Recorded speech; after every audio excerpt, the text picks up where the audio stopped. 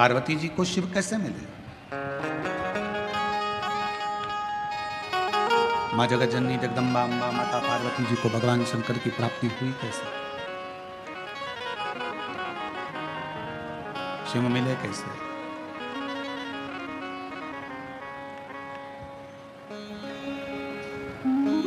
माँ जगत जननी अम्बा जगदम्बा जगतधात्री दुर्गा भवानी ने अपने भीतर विश्वास को प्रकट किया।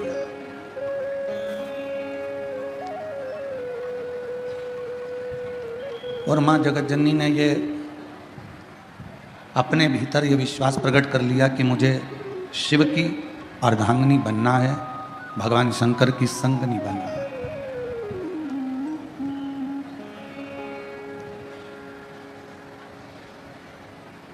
मुझे भगवान शंकर की अर्धांगिनी बनना है, मुझे भगवान शंकर की संगनी बनना है। अब संगनी बनने के लिए या अर्धांगिनी बनने के लिए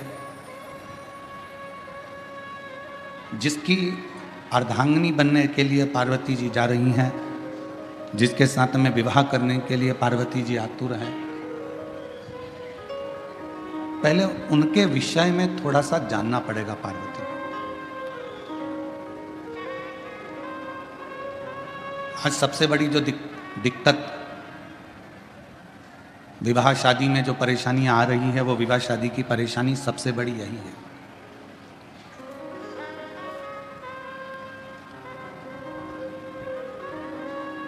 हम ना लड़के के बारे में जान रहे हैं, हम ना लड़की के बारे में जान रहे हैं। जब विवाह हो जाता है, विवाह होने के बाद फिर पता चलता है कि लड़का कैसा है या लड़की कैसी है। और शिव महापुराण की कथा कहती है, भगवान शंकर का चरित्र कहता है, शिव तत्व कहता है, पार्वती जी ने जितना समय शिव को पाने के लिए तप किया, साधना की, आराधना की, उतने समय पार्वती जी ने केवल शिव को जानने का प्रयास किया। उतना समय केवल पार्वती जी ने भगवान शंकर को जानने का प्रयास किया, शिव को पहचानने का प्रयास किया। क्योंकि विवाह होने के बाद में अगर आप लड़के के बारे में कहीं से खबर उठा रहे हो कि वो लड़का ऐसा है या लड़का वैसा है, या लड़का ऐसा या लड़की ऐसी है, लड़का वैसा, तो वो श्रेष्ठता नहीं, फिर उसकी कोई महत्वता या उसकी कोई मूलता नहीं है। पार्वती जी ने घोर तप कर कर शिव को जानने का प्रयास किया। अब आप आज के जमाने में तप नहीं कर सकते तो कम से कम तपास तो कर सकते हो।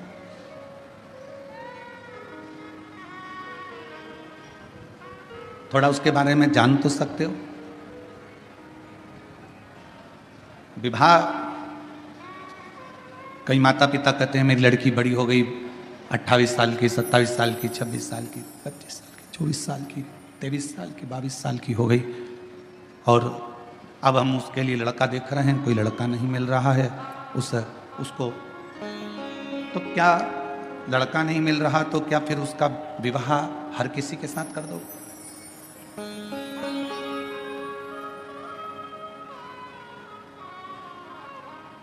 यही की यही लड़के के साथ में भी है। लड़के के लिए लड़की देख रहे हैं, जम नहीं रहा, बहुत प्रयास कर लिया, बहुत प्रयास कर लिया, कोई जमता नहीं, तो फिर क्या हर किसी के साथ में विवाह कर दो?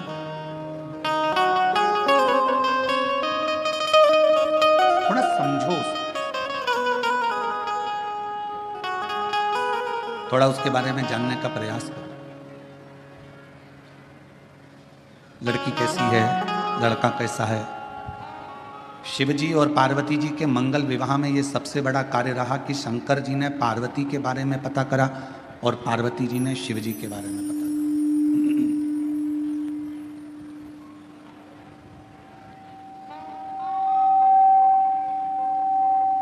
सप्त ऋषियों को भेजा गया, देवताओं को भेजा गया, अप्सराओं को भेजा गया, गंधर्वों को भेजा गया, और सबको भेजने का कारण केवल इतना था कि मालूम कर लें कि पार्वती जी की तप साधना में बल कितना है, कितना बल।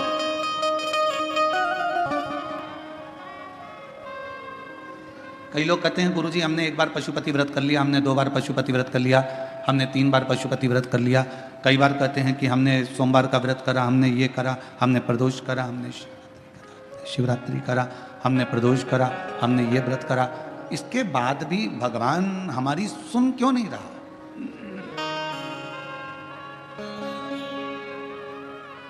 आप आए नहीं और सुबह हो गई, मेरी पूजा की थाली धरी की धरी गई। आप बताते नहीं कि आने में क्यों देरी हो गई, कारण क्या है? क्या गलती हुई है? क्यों नहीं आए, क्यों रह गए, किस लिए नहीं पहुंचे, वह तो मालूम पड़े।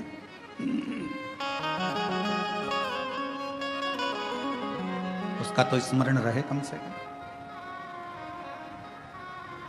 पशुपति व्रत करने के बाद भी आपका अगर कार्य नहीं हुआ, प्रदोष करने के बाद भी कार्य नहीं हुआ, रोज 1 लोटा जल शिव जी को समर्पित कर रहे हो तो कार्य नहीं हुआ, तो ये थोड़ा समझना पड़ेगा, थोड़ा जानना पड़ेगा कारण क्या कारण? ऐसा कौन सा कारण है कि भगवान आपके करीब में नहीं आ पा रहे?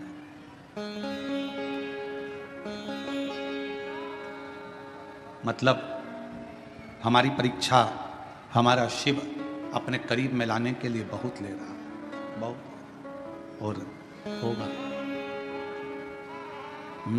मैंने तेरे ही भरोसे बाबा, तेरे ही भरोसे हवा विच उड़ती जावांगी, बाबा डोर तो छड़ी ना मैं कटी जावांगी।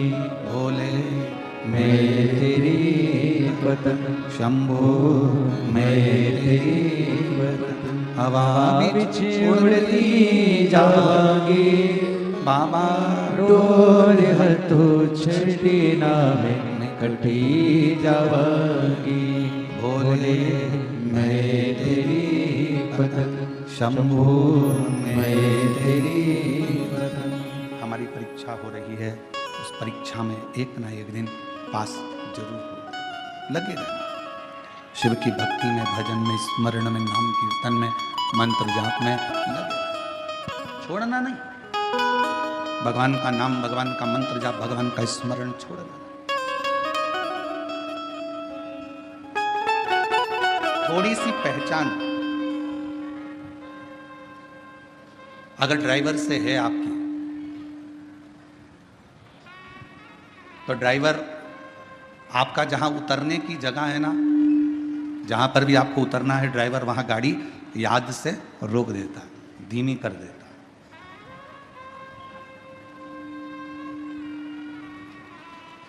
यदि थोड़ी सी भी पहचान आपकी ड्राइवर से है तो ड्राइवर गाड़ी को थोड़ा धीमा कर देगा।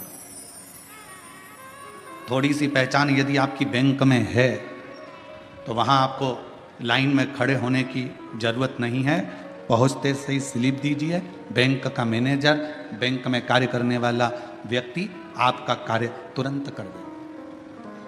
थोड़ी सी पहचान ड्राइवर से है तो गाड़ी रुक जाती है, बस रुक जाती है, और थोड़ी सी पहचान बैंक में है तो आपको लाइन में खड़े होने की ज़रूरत नहीं पड़ती। थोड़ी सी पहचान आपकी विद्युत विभाग में है तो वहाँ भी आपको घंटों खड़े होने की ज़रूरत नहीं है। थोड़ी सी पहचान आपकी अगर किसी मंत्री से है तो आपको उसके दरवाजे पर खड़े होने की ज़रूरत नहीं है, और थोड़ी सी पहचान आपकी किसी अधिकारी से है तो आपके कार्य के लिए आपको खड़े रहने की ज़रूरत नहीं है। उसी तरह यदि थोड़ी सी पहचान मेरे देव अधिदेव महादेव से है तो तुम्हारे दुख में तुम्हें बहुत देर पड़े रहने की ज़रूरत नहीं। फिर तुम्हारे दुख में, तुम्हारी तकलीफ में, तुम्हारे कष्ट में वो सम्मुखता नहीं।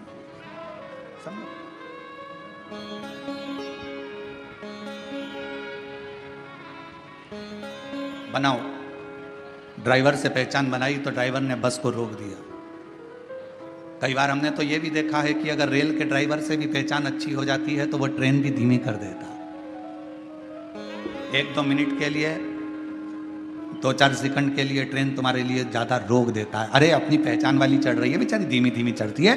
छत्रपति संभाजी नगर में ट्रेन अगर आएगी तो मैं तुम्हारे लिए थोड़ा धीमा कर दूंगा, 1-2 सेकंड आप थोड़ा उतर लेना, चढ़ लेना, ऐसा करो। 2-4 सेकंड के लिए वो रोक, 2-4 सेकंड। और 2-4 सेकंड के लिए वो रोक दे।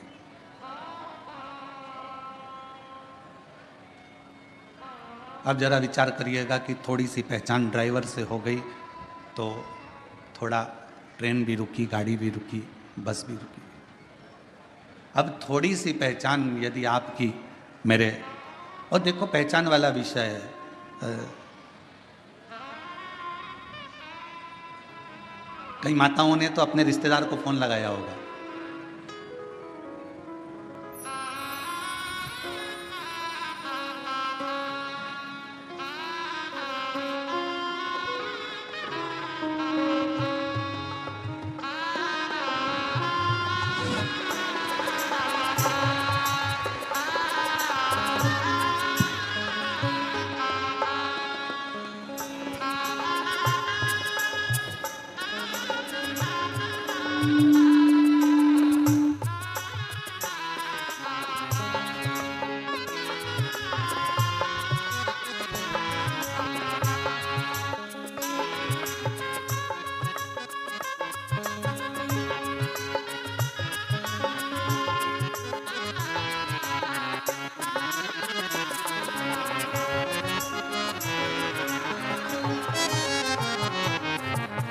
यदि थोड़ी सी पहचान,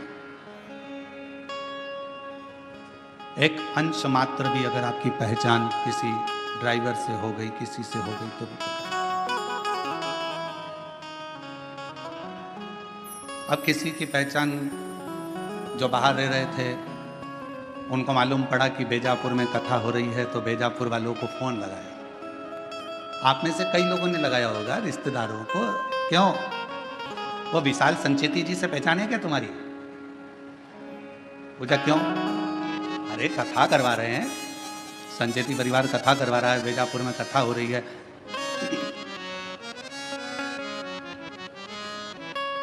है थोड़ी बहुत पहचान? और विशाल जी से नहीं हो तो जीवनलाल जी से है क्या भैया पहचान? जरा पता करो। उनसे ना हो तो उनके यहाँ पर श्री रविंद्र कुमार जी से पहचान हो, वहां पता करो। उनके परिवार में कोई पहचान हो तो वहां मालूम करो। और इसे अपनी पहचान निकाली गई। क्यों निकाली गई? कि अगर पहचान मिल जाएगी तो थोड़ा आगे बढ़ने, आगे बैठने की व्यवस्था हो जाएगी। पहचान ढूंढी कि आगे बैठने के लिए विशाल संचेती को ढूंढो, उनके परिवार के लोगों को ढूंढो, आगे बैठने की व्यवस्था मिल जाएगी। बस ऊपर भी यही काम होना है। क्यों भैया? तू मुझे जानता नहीं है, मेरी शंकर भगवान से पहचान है, आगे बैठने की व्यवस्था मेरी है। नर्क नहीं, कोई नर्क नहीं, एक भी नहीं। मेरी पहचान मेरे शिव से है, मेरी पहचान मेरे शंकर से है, मेरी पहचान मेरे भोलेनाथ से है, उस करुणा सागर, उस दया सागर मेरे शंभू से है। बस हमारे दो ही रिश्तेदार, हमारे दो ही रिश्तेदार, एक हमारे भोले बाबा, एक हमारे भोले बाबा, दूजी गोरा रानी सरकार। हमारे दो ही रिश्तेदार, हमारे दो ही रिश्तेदार। हमारे ज्यादा रिश्तेदार नहीं, हमारे तो केवल 2 रिश्तेदार हैं, एक शंकर है, एक पार्वती है। उसके सिवाय हमारा कोई नहीं, शिव और पार्वती के सिवाय कोई नहीं। केवल शिव, शंकर और पार्वती। अब कहीं भटकना नहीं है।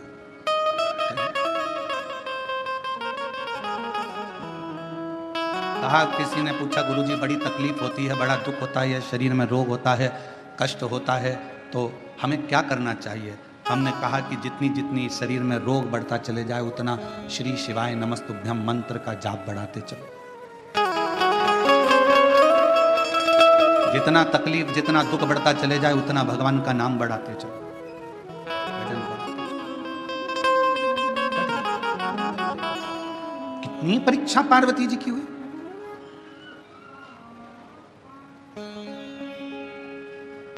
और संसार में अगर जन्म लिया है, मृत्यु लोक में आए हो, ये जगत में अगर जन्मे हो, संसार सागर में अगर आपका हमारा जन्म हुआ है, तो हर पल परीक्षा देना ही पड़ेगा।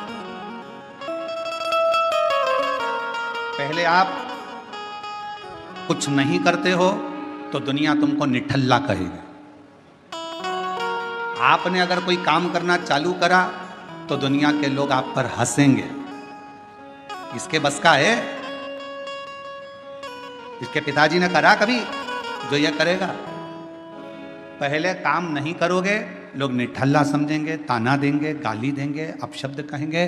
फिर आप काम करना चालू करेंगे तो लोग आपको फिर कहना प्रारंभ करेंगे कि हंसेंगे। इसके बस का है? हंसेंगे लोग। और जब आप किसी काम को करते करते करते करते उन्नति की सीढ़ी पर चढ़ जाओगे, खूब ऊपर की ओर बढ़ जाओगे, तो फिर लोग जलन रखकर तुम्हारी टांग खींचना प्रारंभ करेंगे, अपशब्द कहना प्रारंभ करेंगे।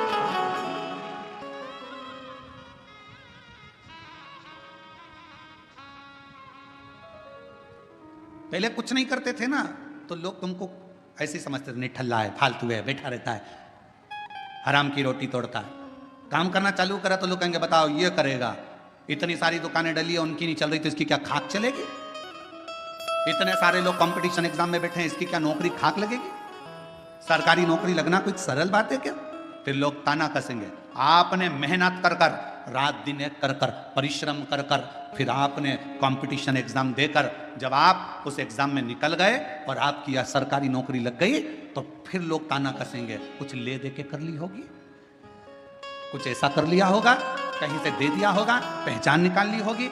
फिर लोग ताना कसना प्रारंभ कर देते हैं, तुम्हारे को पांव पकड़कर नीचे खींचना प्रारंभ कर देते। घबराना नहीं, हिम्मत मत हारना।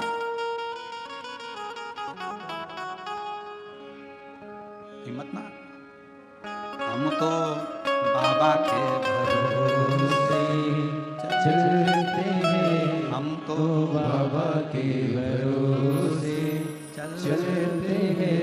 ये दुनिया वाले जलते हैं, ये दुनिया वाले जलते हैं, हम तो बाबा के भरोसे चलते हैं, डमरू वाले के भरोसे चलते हैं। आप थोड़ी सी मेहनत ज़्यादा करोगे, आगे बढ़ोगे, उन्नति की सीढ़ी पर चढ़ोगे, अग्रण्य होते चले जाओगे, बढ़ते चले जाओगे, लोग तुमको पाँव खींचकर नीचे करना प्रारंभ कर। उस समय घबराना नहीं। जब मेहनत कर रहे थे, जब कोई था क्या तुम्हारे साथ में? जम के बोलो। अकेले संसार में आए हो, माँ के गर्भ से भी अगर जन्म होगा 2 बच्चों का, तो पहले एक का जन्म होगा, फिर दूसरे का होगा। अकेले संसार में आए हो, अकेले ही मेहनत करना है, और आखिरी में भी अकेले ही रह जाना है, और अकेले ही उन्नति की सीढ़ी पर चढ़ते चले जाना है।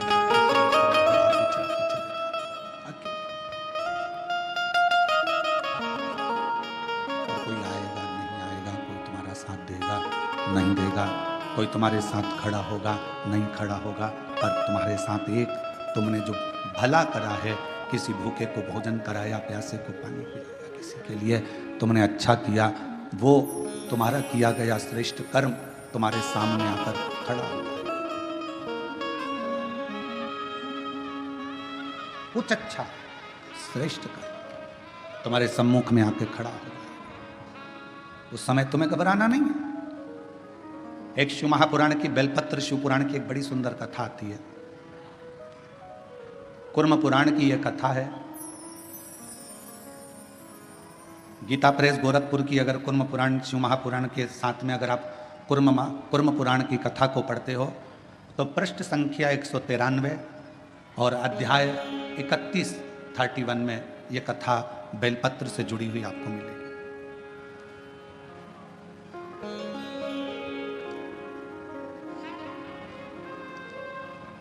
एक कथा आती है,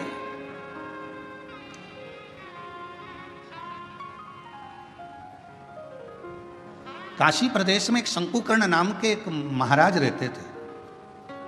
हमने उनको महाराज कहा।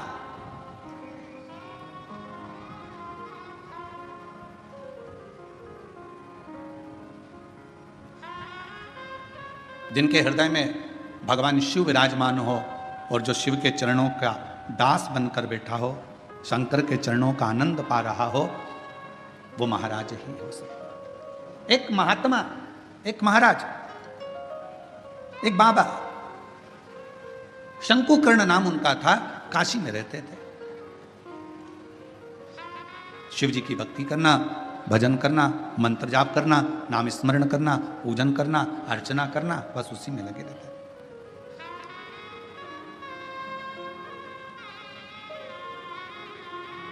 अब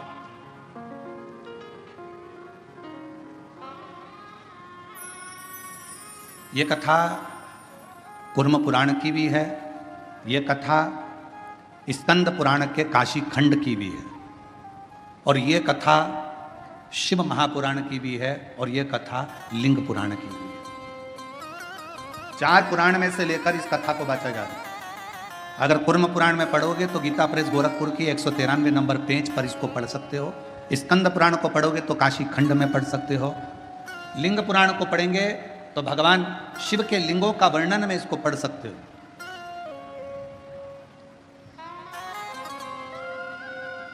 और जितने लिंगायत संप्रदाय के मेरे शिव भक्त यहां पर बैठे होंगे वो इस कथा को बहुत अच्छी तरह से जानते होंगे। काशी प्रदेश में एक शंकुकर्ण नाम का एक व्यक्ति रहता था। उसको हमने संत की गणना में रखा, हमने उसको महाराज कहा, तपस्वी कहा, साधक कहा, उपासक कहा। एक व्यक्ति रहता था जो शिव की आराधना करता था। हम उसको साधारण व्यक्ति नहीं कह सकते, हम उसको कोई महाराज, कोई तपस्वी, कोई साधक, कोई उपासक कह सकते।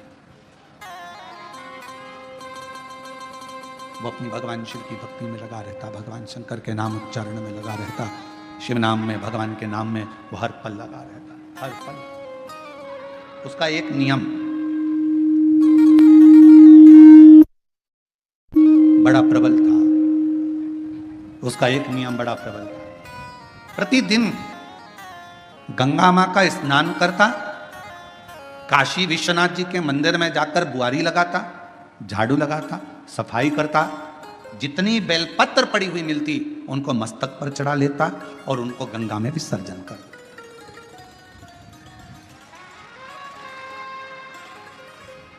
आप सभी को मालूम होगा सीहोर की विठले सेवा समिति द्वारा एक अभियान चलाया गया था, निर्माल्य विसर्जन रथ। यहां पर भी चला था, छत्रपति संभाजी नगर में भी चला।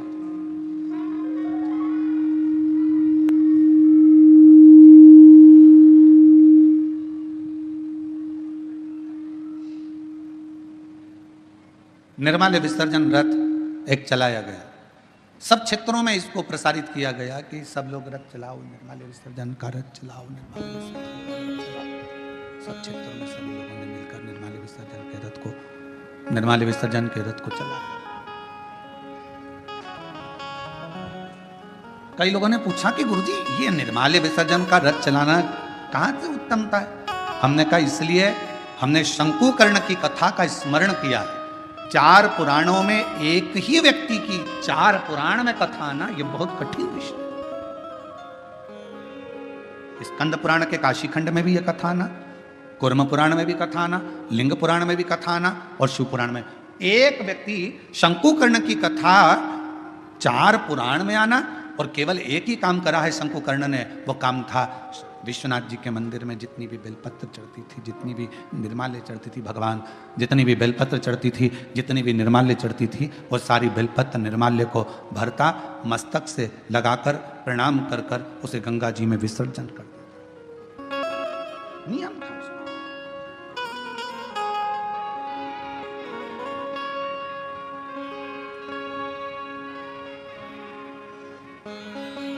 आपसे भी निवेदन है, सुबह सुबह शिव जी के मंदिर जाते हो आप लोग, एक लोटा जल चढ़ाने के लिए जाते हो, शंकर जी के मंदिर में जो निर्माल्य पड़ा रहता है, इधर उधर अगर कोई फूल पत्ती बेलपत्र सामग्री पड़ी रहती है, उसको उठाकर एक और जब रखो तो उसको प्रणाम करा करो। क्यों? किस लिए?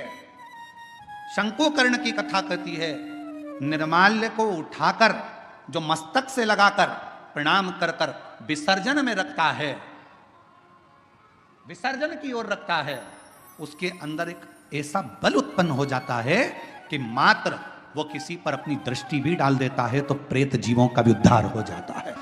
वो निर्माल्य में, विसर्जन करी हुई निर्माल्य में इतना बल उत्पन्न होता है महाराज।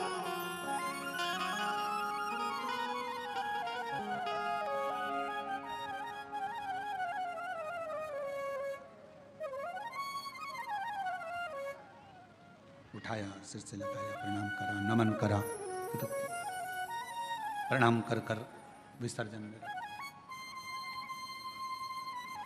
शंकुकर्ण गंगा जी का स्नान करता, विश्वनाथ का मंदिर का बुआरी लगाता, सफाई करता, निर्माल्य उठाता, विसर्जन में रखता।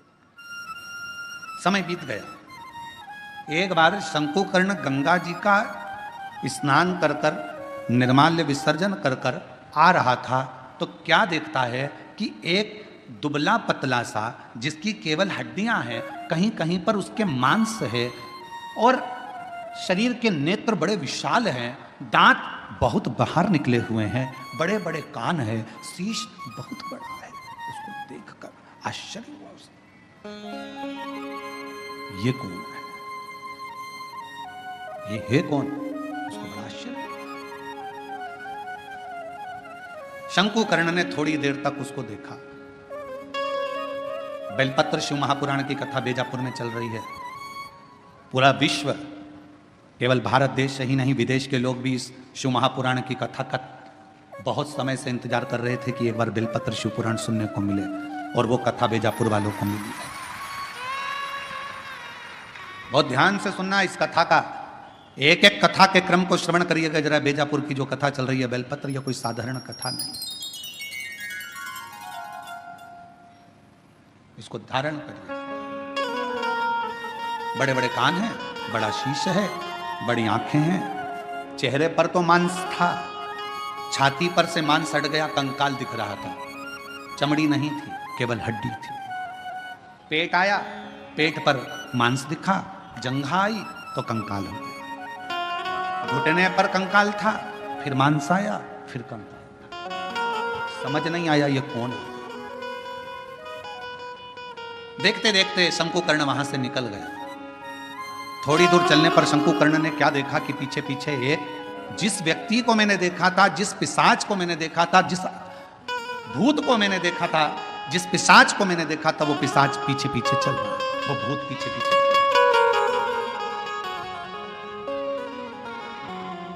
चलते चलते चलते चलते कुछ दूर पर शंकुकर्ण ने पलट कर देखा कि वो पिशाच मेरे पीछे चल रहा। रुक गया, पूछा, प्रणाम कर कर पूछा कि क्या बात है, क्या हुआ, आप कौन हैं?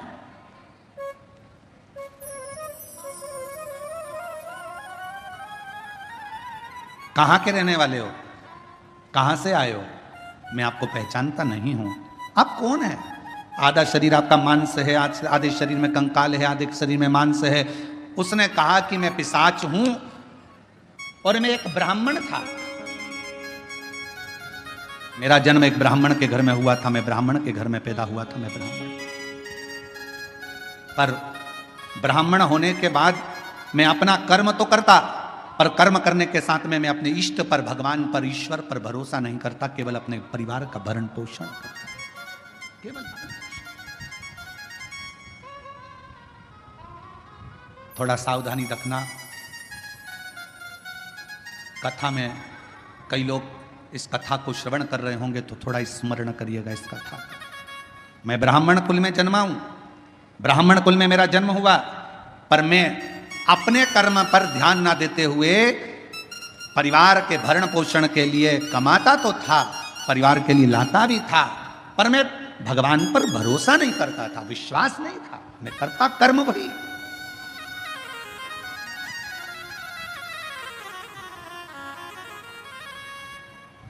शिव महापुराण की कथा कहती है, वो कौन सा ब्राह्मण होता है जिस ब्राह्मण के जीवन में कभी दुख नहीं आता। कौन सा ब्राह्मण?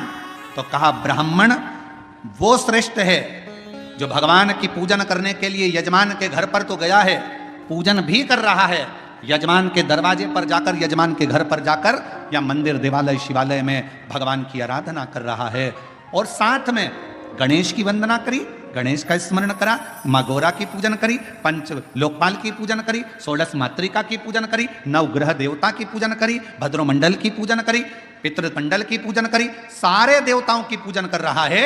जजमान जितनी श्रद्धा, जजमान जितनी भक्ति उन मंडलों के प्रति रखता है, उससे 4 गुना ज्यादा विश्वास भक्ति ब्राह्मण के अंदर उन देवताओं के प्रति होना चाहिए। तो वो देवता कभी कहीं धोखा नहीं खाता, वो ब्राह्मण बढ़ता चले जाता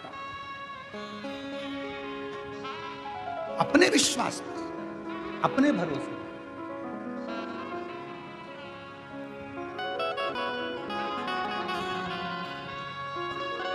अभी एक वीडियो बीच में हमने कहा भी था, कथा में उसका वर्णन भी किया था कि एक लड़की लड़ रही थी किसी से, और लड़ते लड़ते उस छोटी सी लड़की ने, मैं डरती वरती नहीं हूं,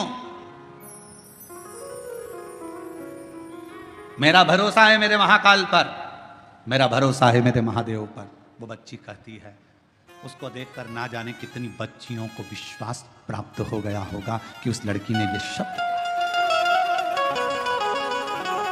बच्ची ने शब्द कहा। एक पत्र में एक बात कही है, मेरा नाम सुवर्णा दीपक, सब शोरे, मुकाम पोस्ट सायखेड़ा, तहसील निफाड़, जिला नासिक से आए हूं, मेरा मोबाइल नंबर ये है। मेरा बेटा 7 साल से पुलिस की नौकरी की तैयारी कर रहा था, कहीं बैठी हो तो बेलपत्र लेने के लिए आ सकते। 7 साल से पुलिस की नौकरी की तैयारी कर रहा था, पर उसका नहीं हुआ, हर बार हिम्मत हार जाता। आखिरी में उससे कहा कि तू मेहनत 4 गुना कर, शिव पर विश्वास कर, 1 लोटा जल चढ़ाना प्रारंभ कर, शिव महापुराण की कथा सुन। मालेगांव नासिक की कथा मेरे बेटे ने जाकर सुनी और विश्वास के साथ गया। उसके मन में यह भरोसा आ गया कि मैंने पंडाल में बैठकर कथा सुनी है और मेहनत 4 गुना करूंगा तो मेरा बाबा मेरी नौकरी लगाएगा। और बाबा की कृपा से मेरे बेटे का 2024 में आषाढ़ के महीने में शिवरात्रि पार्थिव का पूजन भी किया, और शिव जी की कृपा से आज मेरे बेटे की पुलिस में नौकरी लग गई, जिसका मैं फोटो भी लगा रहा हूं, जिसका मैं फोटो भी लगा रहा हूं। क्या था सामने? एक विश्वास। क्या था सामने? एक भरोसा, एक दृढ़। मेरी जीजियों, मेरे जीजाओं, मेरी बेटियों, बेटाओं, मेरी माताओं, मेरे भाई, मेरे पिता तुल्य बुजुर्गजन, आप सबसे एक निवेदन जरूर करूंगा कि शिव महापुराण की कथा में दुनिया के लोग चाहे तुमसे कितनी बार भी कह दें कि कथा में चलो, कथा में चलो, मत आना। कब तक? जब तक तुम्हारा दिल ना बोले। दिल बोले तो एक दिन भी मत रुकना, कथा में चलो। शायद दुनिया का एक महाराज होगा ये सीहोर वाला जो तुमको कथा में आने के लिए मना करता है, मत आना कथा में। कब तक? जब तक तुम्हारा दिल ना बोले। जिस दिन तुम्हारा दिल बोल जाए और तुम्हारे अंदर ये विश्वास आ जाए, मैं पंडाल में बैठकर कथा सुनूंगी और 3 महीने में मेरा ये काम होगा, तब आ जाना बाबा कर। बस हो तो मानो तो मैं गंगा मां हूं, ना मानो तो बहता। आपका विश्वास ही नहीं है, पड़ोसन ने कहा चल रही क्या और तुम चल कर आ गए, और मन में भरोसा ही नहीं है। ऐसा होता है क्या? ऐसा होता है क्या? ऐसा होता है क्या? ऐसा हो सकता है क्या? कैंसर जैसा रोग समाप्त हो सकता है क्या? ये पत्र हम तो पढ़ते ही नहीं ज्यादा, हमारे पास में इतना टाइम ही नहीं है। परसों एक पत्र आया, परसों इन पत्रों में, ये पत्र हम लेकर भी नहीं जाते सी, और इन पत्रों में नीचे कम से कम 10 से 12 पत्र ऐसे होंगे जिसमें दुनिया के लोगों का कैंसर ठीक हुआ है। ऐसा हो सकता है क्या? विश्वास है तो परमात्मा है, और विश्वास नहीं तो परमात्मा भी नहीं है। विश्वास है तो परमात्मा, भरोसा। कहां जा रही हो? कथा में। क्या मिलेगा वहां?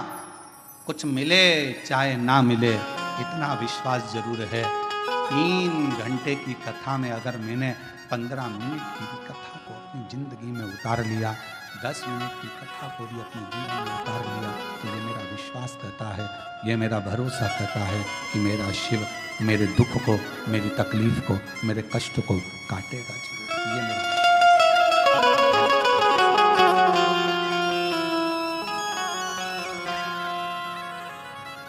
मैंने तेरे ही भरोसे बाबा, तेरे ही भरोसे हवा बिच उड़ती जावांगी बाबा, डोर है तो छड़ी नाम मैं कटी जावांगी भोले मैं तेरी पतंग। ये मेरा विश्वास कहता है कि मेरा शिव मेरे साथ है, मेरा शंकर।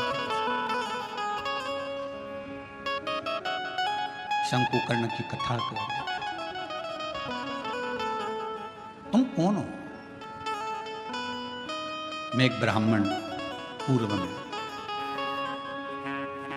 ब्राह्मण थे, तो फिर ये पिशाच योनि में क्या कर रहे? ये भूत की योनि, ये पिशाच की योनि क्यों? किस लिए? कहा अपने परिवार का भरण पोषण करता था, पर अपने इष्ट पर भरोसा नहीं करता था, विश्वास नहीं था भगवान भरोसा। फिर तुम्हारा इष्ट पर भरोसा नहीं था, परिवार का भरण पोषण करते थे, तो क्या तुम्हें इतनी सी बात के पीछे तुम्हें पिशाच की योनि मिल गई? तुम भूत की योनि प्राप्त कर लिए? इतनी सी बात नहीं।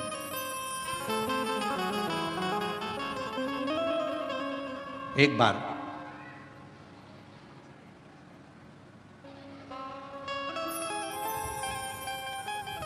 मैं एक देव स्थान पर दर्शन के लिए गया, अपनी अर्धांगिनी को लेकर, बच्चों को लेकर। अर्धांगिनी और बच्चों ने जिद करी तो मैं उनको लेकर एक देव स्थान पहुंचा। और उस देव स्थान पर पहुंचने के बाद वहां पर मुझे प्रसाद दिया गया। उसी प्रसाद में रखकर एक बेलपत्र मुझे दी गई। प्रसाद दिया, प्रसाद में रखकर एक बेलपत्र दी। मैंने अपने पत्नी और बच्चों के साथ बैठकर प्रसाद तो खा लिया, पर बेलपत्र को उठाकर मैंने भूमि पर फेंक दिया और मैंने कई अपशब्द अपने मुख से कहे। आखिरी में वो बेलपत्र मैंने अपने पाँव से रोंद दी, उसको पाँव से खूब दबा दिया, मसल दिया।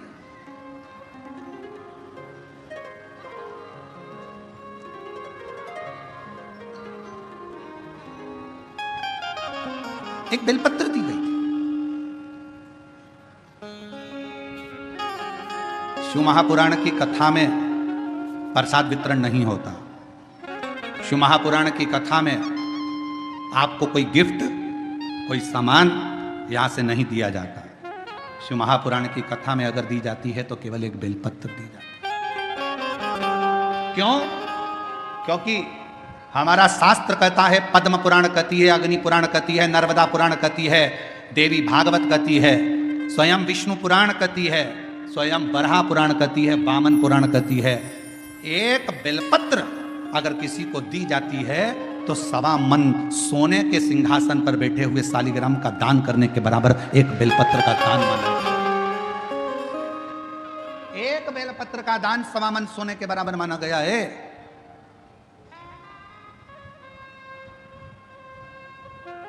मेरा अंदाजा नहीं रहा। बेलपत्र को मैंने पटक दिया, प्रसाद को हम लोगों ने पा लिया, प्रसाद पाया।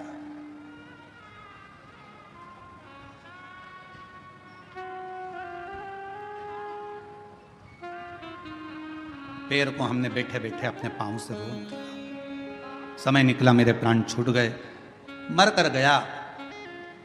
सामने यम की केत पर चढ़ा। जिस समय मेरे प्राण छूटे, यम के दूत मुझे दिख रहे हैं और यमराज के दूत मुझे पकड़कर लेकर जाना चाहते थे। उन्होंने मेरे ऊपर रस्सा डाला, पकड़ने के लिए खींचना चाहा, पर उनके हाथों से रस्सा छूट गया। मैं समझ नहीं पाया ये कैसा नजारा है कि यम के दूतों से मैं पकड़ा नहीं पा रहा, यम के दूत मुझे नहीं पकड़ पा रहे, यमदूत मुझे नहीं पकड़ पा रहे, ये कैसा नजारा। मैं जान मेरी बेजापुर की जीजियों जीजाओं, वो ब्राह्मण कहता है मुझे समझ में नहीं आया, मेरे प्राणों को ऐसे ही जाना पड़ा, बिना बंधन के मैं जा रहा था, मेरे प्राण छूट चुके थे, मुझे लेकर यम की कैद में पहुंचे। तब यमराज तुरंत उसी समय पर यमराज ने चित्रगुप्त महाराज को बुलाया और चित्रगुप्त महाराज को बुलाकर कहा, महाराज जी बताओ, इसकी लेखनी देखो, इसका कर्म देखो और लेखनी देखकर बताओ कि आखिर ना इसे यम हाथ लगा पा रहा है, ना इसे यमदूत हाथ लगा पा रहे हैं। आखिर चित्रगुप्त महाराज जरा देखकर बताओ कि इसको ना यम छुपा रहे हैं, इसको ना यम के दूत छुपा रहे हैं, आखिर ऐसा क्यों हो रहा है। तब चित्रगुप्त महाराज ने कहा, इसने जिंदगी में भले ब्राह्मण के घर में जन्म लिया पर कोई अच्छा कर्म नहीं करा, परिवार का पत्नी और बच्चों में ही रमा रहा, कभी ईश्वर का स्मरण नहीं कर पाया, कभी कोई दान कोई पुण्य नहीं कर पाया। आखिरी में एक मौका मिला था मरने से पहले, इसके हाथ में प्रसाद के रूप में बेलपत्र भी आई और बेलपत्र को इसने जमीन पर फेंक दिया, पांव से रौंद दिया। एक पुण्य इसके हाथ में लगा, वो कौन सा था, इसने प्रसाद की बेलपत्र को, मात्र प्रसाद की बेलपत्र को अपने हाथों से छू लिया था, केवल प्रसाद की बेलपत्र को छुआ था और प्रसाद की बेलपत्र को छुआ, इसलिए इसको यमदूत नहीं छू पाए, इसको यमराज नहीं छू पाए, इसको स्वतः ही जाना। चित्रगुप्त महाराज कहते हैं, महाराज इसने बेलपत्र का स्पर्श किया, बेलपत्र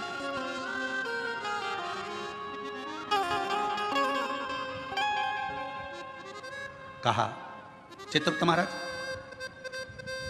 इसके पापों की गणना करी जाए, पापों की गणना करी, पुण्य की गणना तो केवल बेलपत्र का स्पर्श। घोर पाप कौन सा करा, तो का एक पाप घोर करा कि बेलपत्री को जमीन पर पटक कर उसे पांव से रोंदता रहा। बेलपत्री का कुछ हिस्सा तो अच्छा दिखा, कुछ हिस्सा बेकार हो गया। तो यमदूत ने कहा, यमराज ने कहा, धर्मराज कहते हैं काम करो, इसको भी नरक मत भेजो, ना बैकुंठ भेजो, इसको पिशाच की योनि देकर पृथ्वी पर भेज दिया जाए, पिशाच बने, भूत बने और पिशाच बनकर भटकता रहे। वो पिशाच कहता है कि मैं पूर्व का ब्राह्मण था, पिशाच की योनि में पड़ गया हूं, तुम मेरे पीछे क्यों आ रहे हो, बस मेरे ऊपर कोई ऐसी कृपा कर दो, ऐसी कृपा कर दो कि मेरी मुक्ति हो जाए। एक बेलपत्र का शिव महापुराण की कथा कहती है, भगवान शंकर की कथा कहती है, हजारों अश्वमेध यज्ञ का फल यदि प्राप्त करना है तो जिंदगी में एक बार एक बेलपत्र का पौधा जरूर कहीं पर लगाओ, 1000 अश्वमेध यज्ञ का फल। सर्वतोमुखी यज्ञ का फल प्राप्त करना है तो कहीं पर बेलपत्र का वृक्ष लगा हो तो वहां रोज 1 लोटा जल चढ़ाना प्रारंभ करो, सर्वतोमुखी यज्ञ का फल प्राप्त करो। और यदि सर्वतोमुखी यज्ञ का फल प्राप्त, 1 लोटा जल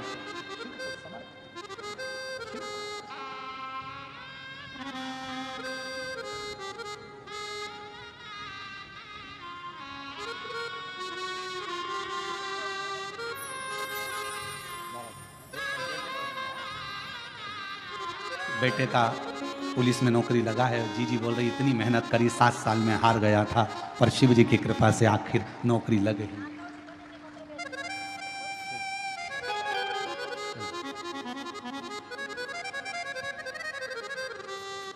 अश्वमेध यज्ञ का फल चाहिए, 1000 अश्वमेध यज्ञ का फल प्राप्त होता है एक बेलपत्र का वृक्ष लगाने पर।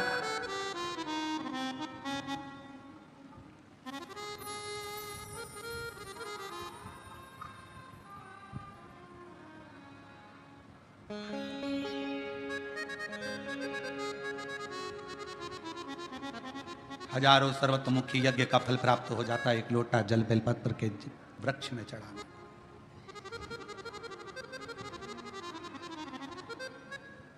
और शिव पुराण की कथा कहती है, हजारों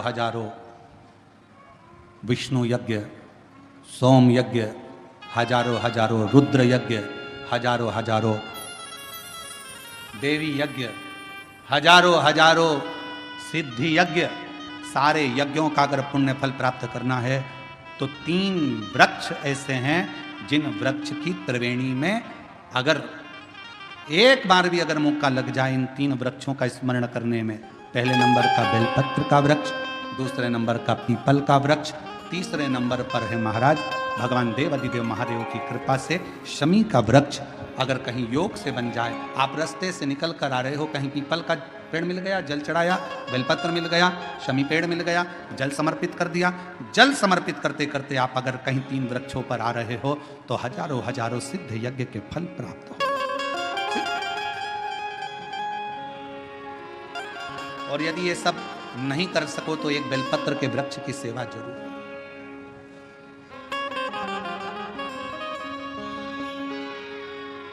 एक संकल्प लो, आप और हम सब मिलकर उसको पूरा करें। सावन के महीने में एक बेलपत्री का वृक्ष जरूर लगाएंगे, ये नियम आप और हम लेकर। लगाओगे? जम के तो बोलो, पक्का? बकरी खाए वैसा तो नहीं है? नहीं ना?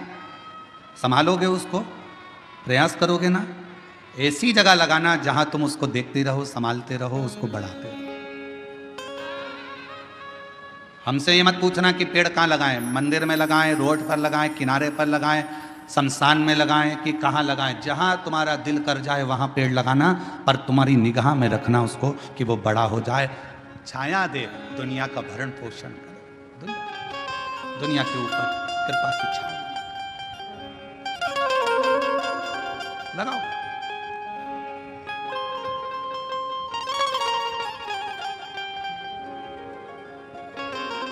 शंकुकर्ण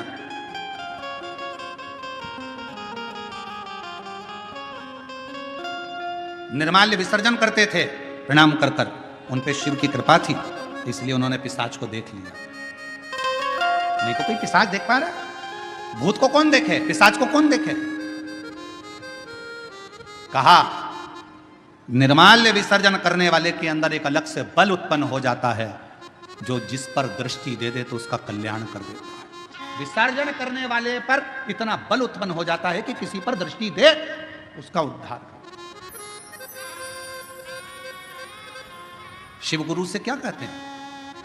जब हम शंकर की आराधना करने वाले, शिव की उपासना करने वाले किसी गुरु के पास जाते हैं तो गुरु जी के पास जाकर हम ये नहीं कहते कि हमारे सिर पर हाथ रख दो। शिव की आराधना करने वाले, शंकर की उपासना करने वाले गुरु से हम ये नहीं कहते कि मेरा कल्याण कर दो। शंकर की आराधना करने वाले शिव गुरु से हम एक बात कहते हैं, गुरु जी बस एक काम करो, हमको एक बार देख तो लो, क्योंकि गुरु की दृष्टि ही मिल गई तो उससे हमारा कल्याण निश्चित।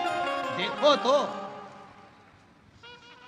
वो एक गीत गाया बहुत पहले का, आप लोगों के याद होगा, आ बैठ मेरे पास तुझे देखता रहूं, ना तुम कुछ मैं कुछ कहूं, बैठ मेरे पास तुझे देखता रहूं। शिव कथा कर रही है अपने गुरु के सम्मुख में, शिव गुरु की साक्षी में। कोई शंकर की आराधना करने वाला, शिव की उपासना करने वाला, शंकर का स्मरण करने वाला, शंकर का मंत्र जाप करने वाला कोई सतगुरु तुमको मिल जाए, बस इतना कह देना, गुरुदेव एक बार बस देख लो, उतने में हमारा कल्याण है। आपकी दृष्टि पड़ गई, ये निश्चित है कि मेरा कल्याण हो।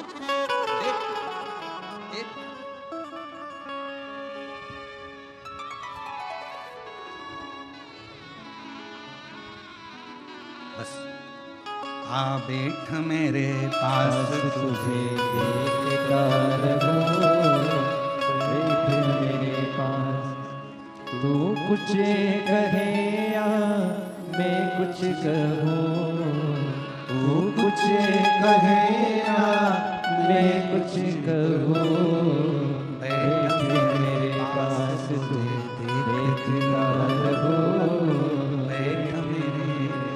हम शिव के पास जाकर बैठे, शिव हमें देखे, हम शिव को देखें, उसकी आराधना।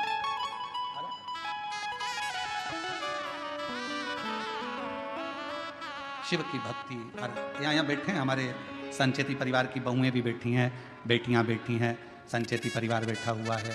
साथ में हम छत्रपति संभाजी नगर कथा करे जयसवाल जी भी यहाँ पर बैठे हुए हैं। आप तो इनसे और भी जहाँ जहाँ हमने कथा करी है वो सब अगर कहीं बैठे होंगे तो उनसे पूछना। हम 4 दिन तक किसी से नहीं मिलते। हमारा भजन भला, भक्ति करो, भजन करो, अपने ठाकुर जी की सेवा, शिव जी का अभिषेक, आराधना, हमारा जो मंत्र जाप है, हम 4 दिन उसमें इतने लगे रहते हैं, इतने लगे रहते हैं कि हम किसी से नहीं मिलते। आप पूछना संचेती परिवार से, क्या इनसे मिलने हम नीचे कभी आए हों? इनके कक्ष से भी हम नीचे उतर कर नहीं आते। हम जहाँ अपना भजन, अपना मंत्र जाप, अपना स्मरण, बस। और जहाँ हमने छत्रपति संभाजी नगर में विधायक महोदय कथा करवाए थे, उनके भी पुत्र बैठे हुए हैं, ऋषिकेश जायसवाल। आप इनसे भी पूछना। हम इन्हीं के घर में रुके थे, पर हम कमरे से बाहर नहीं निकलते थे। हमारा भजन निकलते वही बातें ना, आ बैठ मेरे पास तुझे देखता रहूं, बैठ मेरे अपना भजन का बल बढ़ाओ, अपने भजन का आनंद बढ़ाओ। निर्माल्य विसर्जन करने वाले शंकुकर्ण को एक दृष्टि भगवान ने दे दी थी, एक बल दे दिया था कि तुम्हारे सामने कोई भी आए, सम्मुख में कोई भी आए, उसको तुम देख सकते हो और उसका उद्धार कर सकते हो। ये शंकुकर्ण के अंदर एक अलग से बल शिव की कृपा से प्राप्त हो गया था। शिव की कृपा से, शंकर भगवान की कृपा से। पिशाच को देख लिया, पूछा, कहा मैं ब्राह्मण था, मैंने गलती कर दी, बेलपत्र को मैंने जमीन पर फेंक कर उसको पांव से रौंदा, इसलिए मुझे पिशाच की योनि मिली। इस योनि से मैं छूटूं कैसे?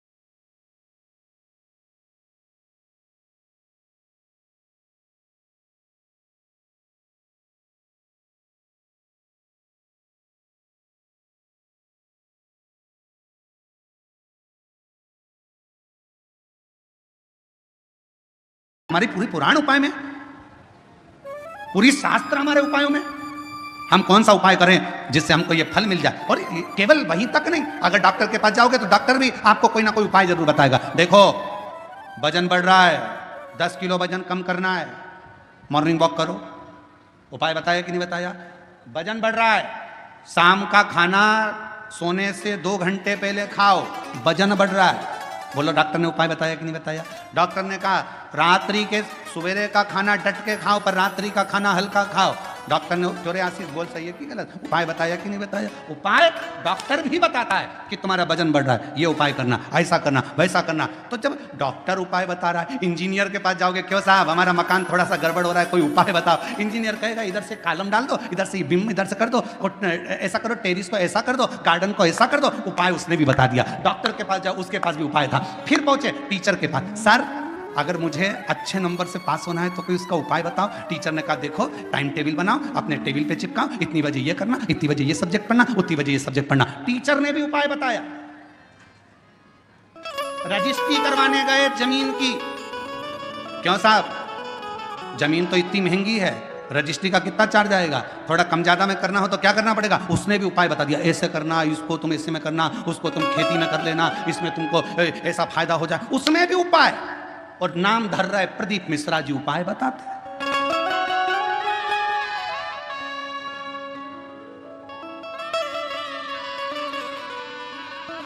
सब दूर होता है।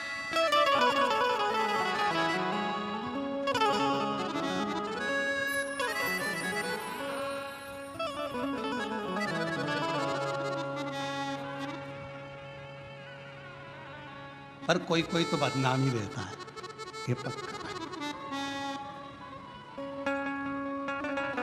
वो एक गीत याद आ गया, वही है नाम वाला जो,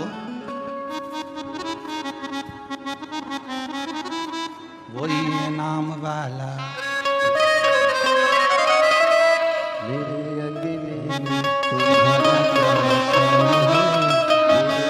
नाम वाला जो है, जो बदनाम है वही नाम वाला।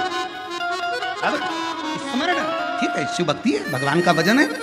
दृष्टि दी है शंकुकर्ण को, शंकुकर्ण ने पिशाच को पहचान लिया तो कहा अब मैं क्या बताऊं तुमको कि तुम्हारा मुक्ति का उपाय कौन सा है, क्या उपाय बताऊं। और शिव पुराण कहती है, कुर्म पुराण कहती है, स्कंद पुराण का काशी खंड कहता है, स्वयं लिंग पुराण कहती है, उपाय बताया गया। शंकुकर्ण ने कहा मैं तुमको एक उपाय बताता हूं, सुनो। इस काशी की भूमि पर शंकर भगवान का एक गण रोज आता है। शिव जी का एक गण है जिसका नाम है कपर्दी, शिव का।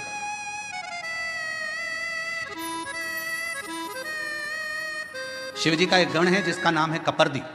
नाम बोलो, कपर्दी, सब बोलो जरा, कपर्दी, शिव जी का है। अच्छा, कपर्दी नहीं बोल सकते तो काशी में एक शंकर जी का शिवलिंग है जिसको सारी दुनिया भजती है, और अगर उस शिवलिंग का दर्शन ना किया जाए तो 12 ज्योतिर्लिंग के दर्शन का भी आनंद फल नहीं माना गया। उसका नाम है कपर्दीश्वर महादेव, काशी में।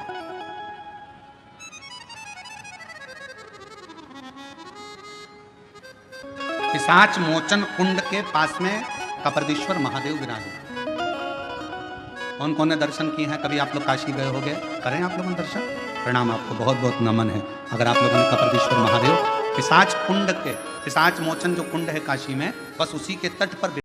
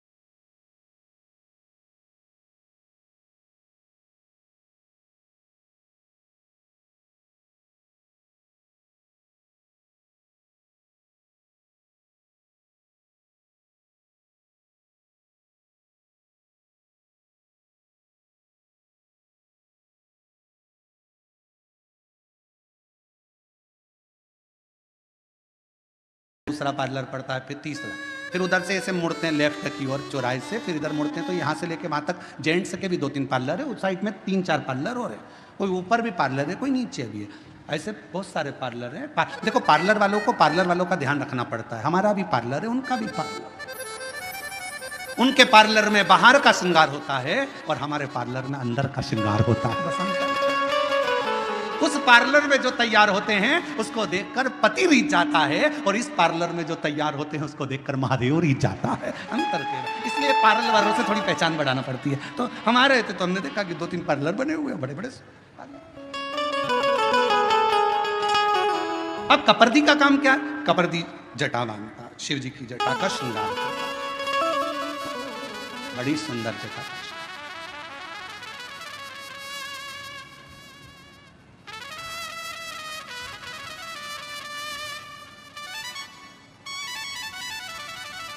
कप्रदी का काम जटा बांधने का, बड़ी सुंदर जटा।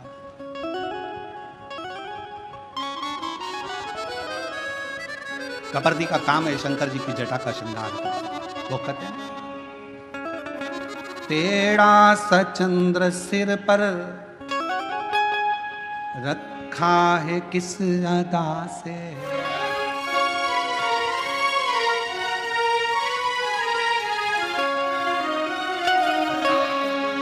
तेरा सचंद्र सिर पर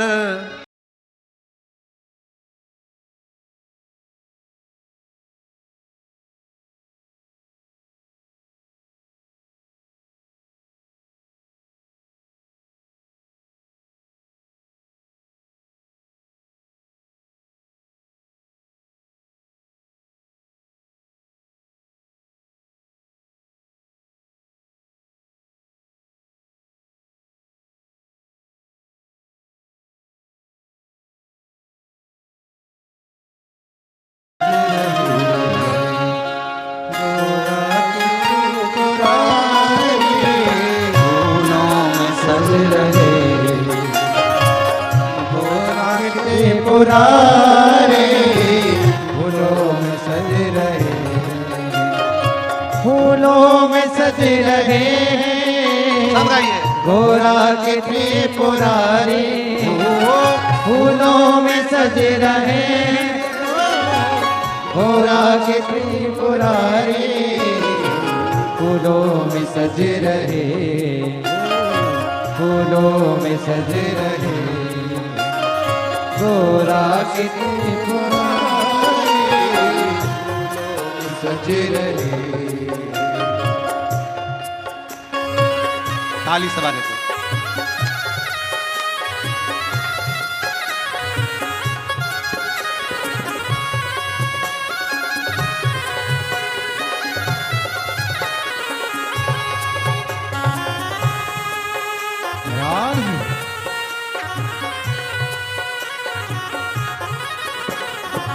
हरि बोल राम।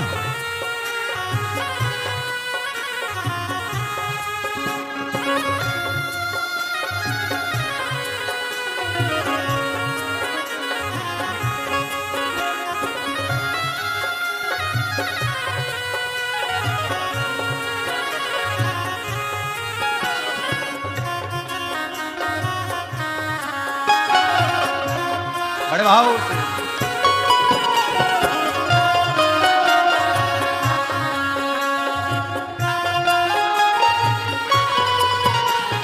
तेरा सचंद्र सिर पर रखा है किस अदा से, तेरा सचंद्र सिर पर रखा है किस अदा से, ओ तेरा सचंद्र सिर पर रखा है किस अदा से, तेरा सचंद्र सिर पर रखा है किस अदा से, करुणा बरस रही है करुणा भरी निगाह से, करुणा बरस रही है करुणा भरी निगाह से, करुणा बरस रही है करुणा भरी निगाह से, करुणा बरस रही है करुणा भरी निगाह से,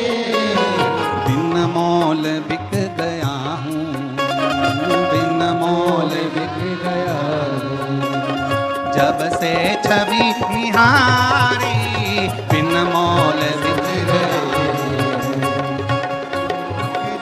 पुरारी फूलों से सज रहे, गौरा के त्रिपुरारी फूलों में सज रहे हैं, गौरा के त्रिपुरारी फूलों में सज रहे हैं, गौरा के त्रिपुरारी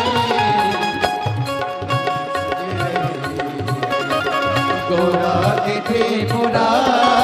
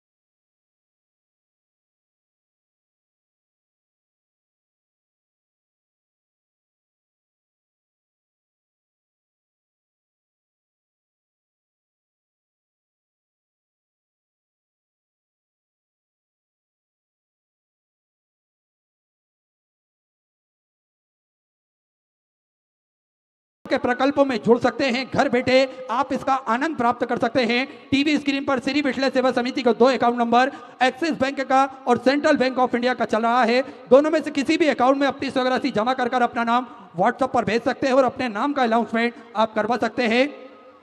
आइए, जिन दानदाताओं ने, जिन भामाशाहों ने मंदिर, गौशाला, वृद्धाश्रम, अन्य क्षेत्र में अपनी स्वयं राशि प्रदान करी, उन सभी पावनसारी पुण्यसारी दानदाताओं के नाम बिजू प्रसाद सिंह जी, पटना बिहार से सुंदर 2051 रुपए की स्वयं राशि अपने बाबा कुबरेश्वर धाम हेतु समृद्ध की बहुत बहुत बधाई। सुंदर विचार आपके सुंदर स्वयं राशि आपने समृद्ध की। श्रीमती मुकेश जी पारिक, चुरू राजस्थान से सुंदर 1001 रुपए की स्वयं राशि अपने बाबा कुबरेश्वर धाम हेतु समृद्ध की बहुत बहुत बधाई। सुंदर विचार आपके सुंदर स्वयं राशि आपने समृद्ध की। श्री सतीश कुमार जी पटेल, मुंगेर बिहार से सुंदर 1101 रुपए की स्वयं राशि आपने समृद्ध की। स्नेहा जी गर्ग, गंगापुर सिटी से सुंदर 2101 रुपए। निकिता जी गुप्ता की तरफ से अलवर राजस्थान से सुंदर 2101 रुपए। मंटू जी ठाकुर की तरफ से रघुनाथगंज से सुंदर 500 रुपए की स्वयं राशि आपने समृद्ध की। भीमाबाई जी तुलसीराम जी काले की तरफ से संभाजी नगर महाराष्ट्र से सुंदर 1101 रुपए की स्वयं राशि आपने समृद्ध की। सुनीता उदय जी झा की तरफ से सुंदर 500 रुपए। गीता देवी जी की तरफ से दिल्ली से सुंदर 1101 रुपए। भूमि दत्त जी शर्मा की तरफ से अजमेर राजस्थान से सुंदर 1101 रुपए। श्रीमती पूनम जी की तरफ से उत्तराखंड से सुंदर 500 रुपए की स्वयं राशि आपने समृद्ध की। सरजूराम जी की तरफ से जगदलपुर से सुंदर 500 रुपए की स्वयं राशि आपने समृद्ध की। माधुरी जी शर्मा की तरफ से सुंदर 1000 रुपए। श्री राजकिशोर जी शर्मा की तरफ से छत्तीसगढ़ से सुंदर 500 रुपए की स्वयं राशि आपने समृद्ध की। अरुण कुमार जी वर्मा की तरफ से जबलपुर मध्य प्रदेश से 2001 रुपए। पूर्णिमा जी वशिष्ठ की तरफ से मेरठ उत्तर प्रदेश से सुंदर 500 रुपए। रुपेश कुमार जी साहू की तरफ से रायपुर छत्तीसगढ़ से सुंदर 1000 रुपए। रूपलाल जी सग्रोहा की तरफ से हमीरपुर उत्तर प्रदेश से सुंदर 11000 रुपए की स्वयं राशि आपने बाबा कुबरेश्वर धाम में समृद्ध की बहुत बहुत बधाई।